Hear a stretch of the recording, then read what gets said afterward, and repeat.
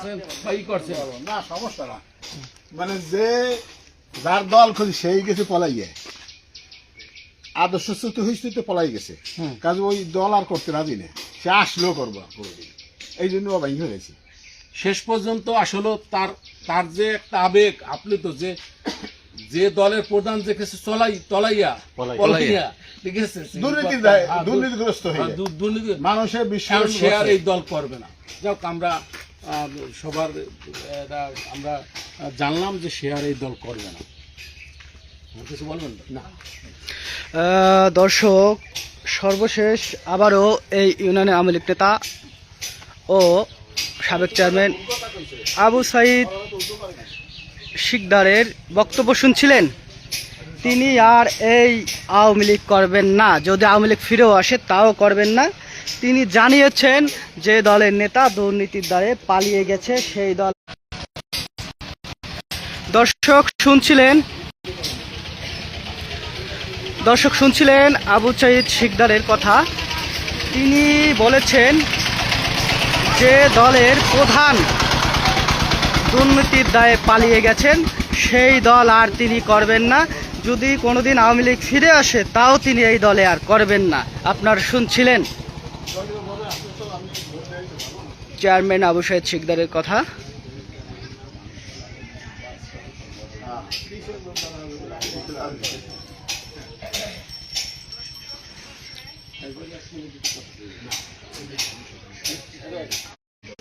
বললাম, আমি একটা কথা বলেছিলাম যে ওনাকে উপজেলা আওয়ামী লীগ ওই যে বিগত নির্বাচনের সময় ওনাকে যে সাসপেন্ড করছিল, এই সাসপেন্ড কিন্তু এখনো বলবৎ আছে, এটা কিন্তু উইথড্র করে নাই। আপনি কিছু বলবেন সাসপেন্ড?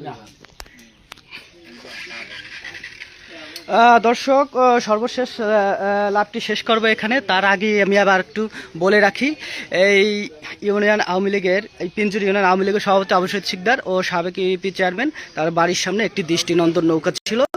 আজকে সকালে সেই নৌকাটি ভেঙে ফেলা হয়েছে।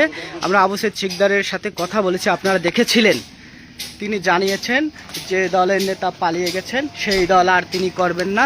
যদি ভবিষ্যতে আওয়ামী লীগ ফিরে আসে তাও তিনি এই আওয়ামী লীগ আর করবেন না।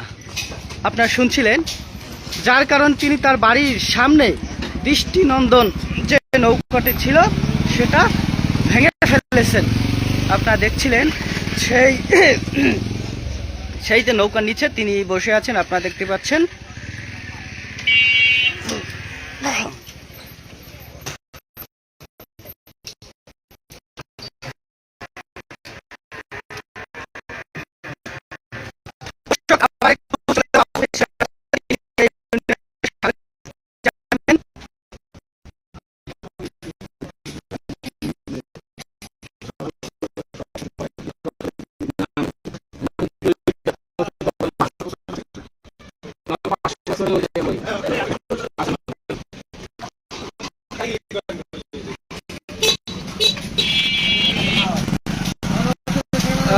দর্শক